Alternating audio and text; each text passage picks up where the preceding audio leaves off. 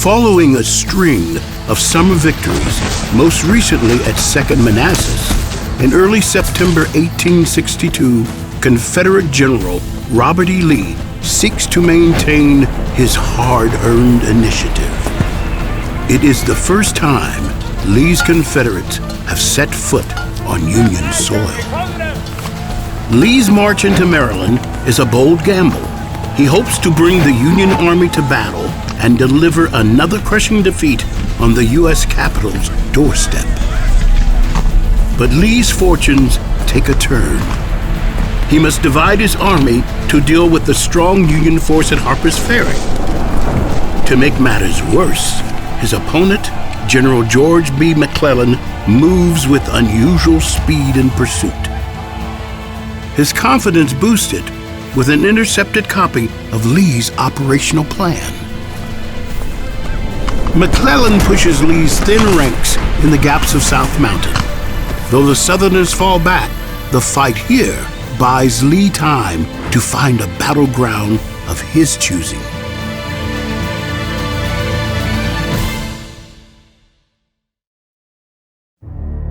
Robert E. Lee selects a strong defensive position amidst the tidy rolling German farm fields bordering a swiftly flowing creek, the Antietam. But Lee is bluffing. His line on September 15th is a mirage, designed to buy time to gather his forces. Stonewall Jackson has taken Harper's Ferry and is marching to join him.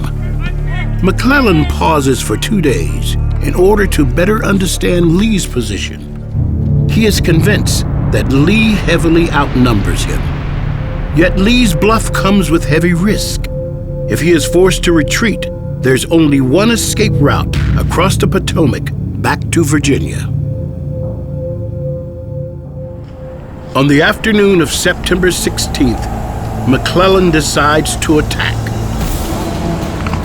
He'll first hit Lee's left, then his right, before finishing things in the center.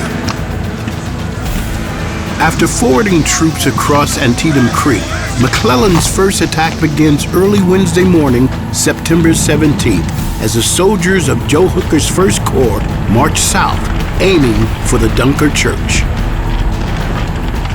But Confederates occupy the high ground around it and unleash destructive artillery fire on Hooker's men to their front and right, while Stonewall Jackson's infantry engages them near Miller's cornfield.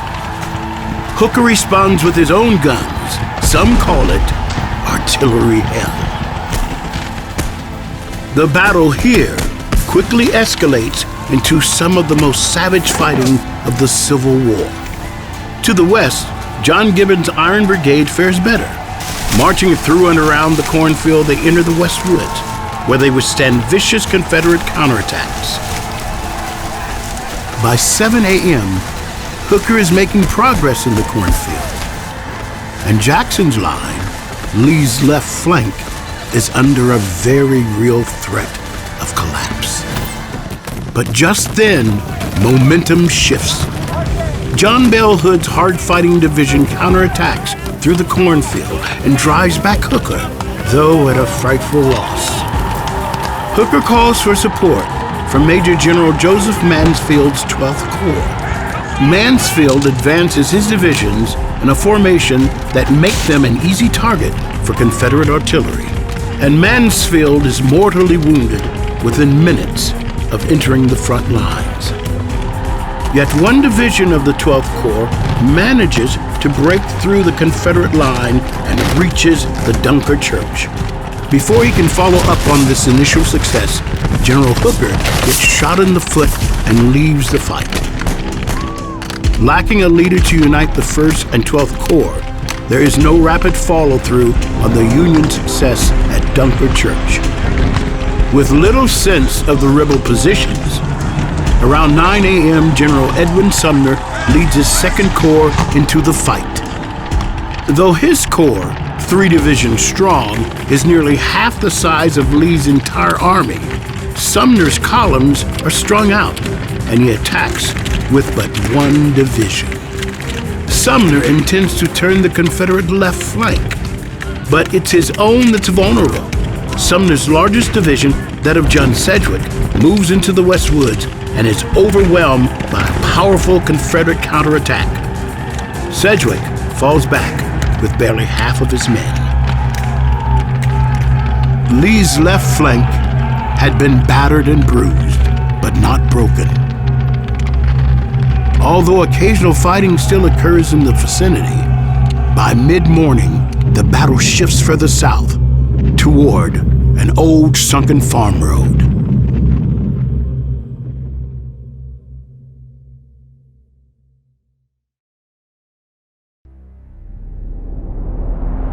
Of the 10 regiments of William French's division of Sumner's 2nd Corps, only 3 had ever been in a battle.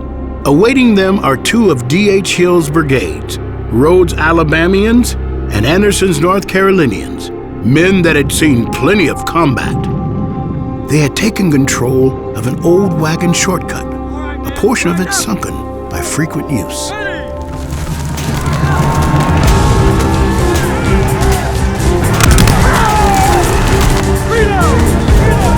Hill's veterans inflict 1,700 casualties on French's division.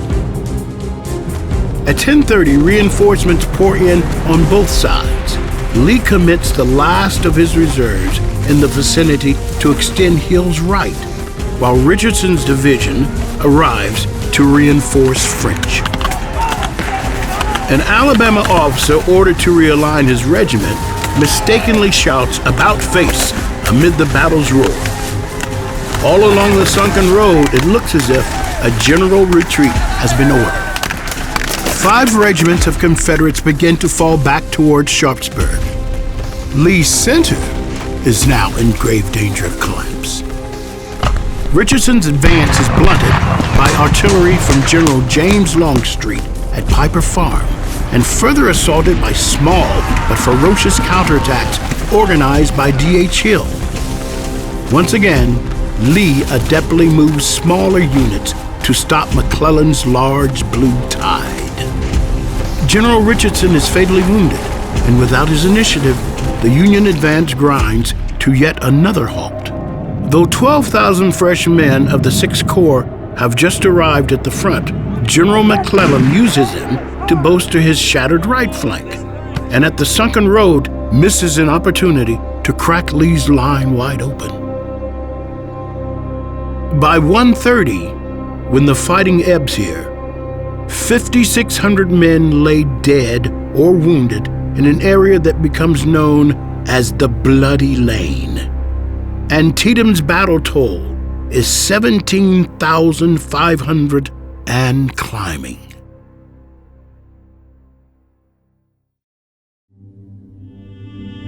Lee's right flank is arguably his most critical.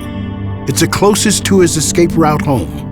Yet by mid-morning, he has only 3,000 to defend it.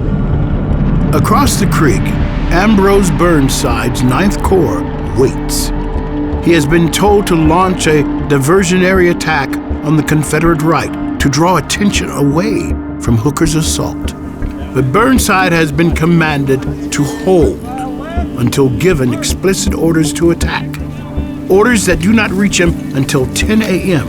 This 2-hour delay gives Lee time to shift crucial artillery to his right flank. Burnside opts to divide his force. He sends one division under Isaac Rodman 3/4 of a mile downstream to cross at Snavely Ford. His other divisions will be funneled across a 12-foot wide bridge. 100 feet above it stand 400 Georgians, backed by 12 cannon. Burnside's men will cross the bridge at point-blank range. Crook's Union Brigade leads the first charge, but emerges 350 yards upstream and never makes the assault. At 11 a.m., Naugle's brigade tries again, but is blasted into retreat before even reaching the bridge. At 1 p.m., another charge is made, this time by Ferrero's twin 51st. they win the bridge at last. Around this same time, Rodman's division gets across Antietam Creek. Fearing they are about to be flanked, the Georgians finally fall back.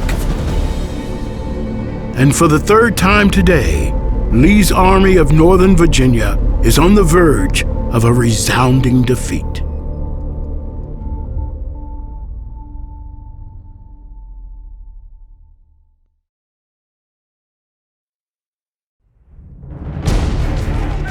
Lee is low on reserve troops, and Union artillery has begun to bombard the escape route through Sharpsburg.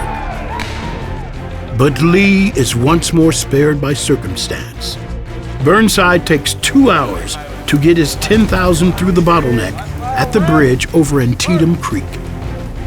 He finally begins his march toward Lee's right flank at 3, leaving 2 full brigades in reserve.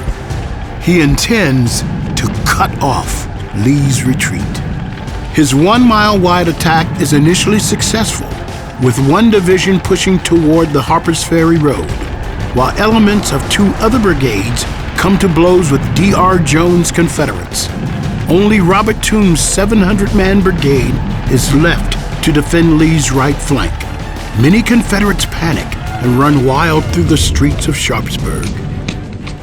But at 4 p.m., A.P. Hill's Light Division arrives after a forced march from Harper's Ferry. Despite their 17-mile march that day, Hill's exhausted men immediately strike Burnside's exposed left flank. Made up largely of new and inexperienced recruits, these green troops stand in high corn and barely see what hits them. A.P. Hill's timely arrival saves Lee's army. 12 hours of savage bloodshed has withered Lee's army to 30,000. Though the fighting has ended, he remains on the field till the next day, ready for battle. McClellan considers an attack, but once again pauses and allows Lee to slip back into Virginia to fight again.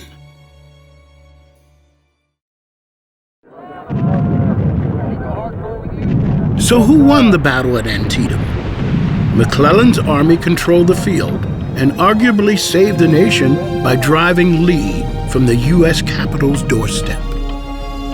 But many believe he missed a true opportunity to inflict a fatal blow on the Army of Northern Virginia. For failing to actively pursue Lee, President Lincoln permanently relieves McClellan of his command 2 months later. In one day, more than 3,600 men were killed. 19,000 were wounded and captured.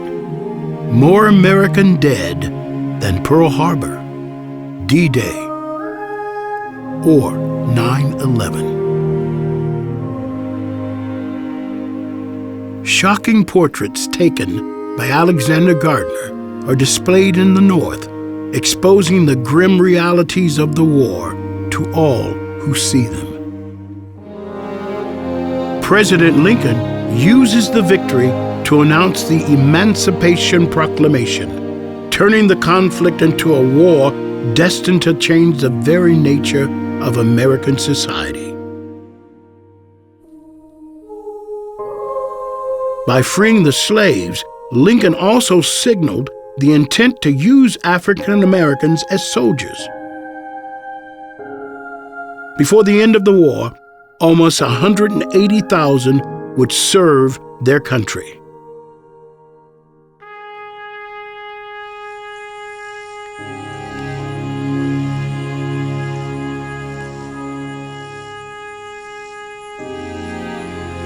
September 17th, 1862, remains the bloodiest single day in American history.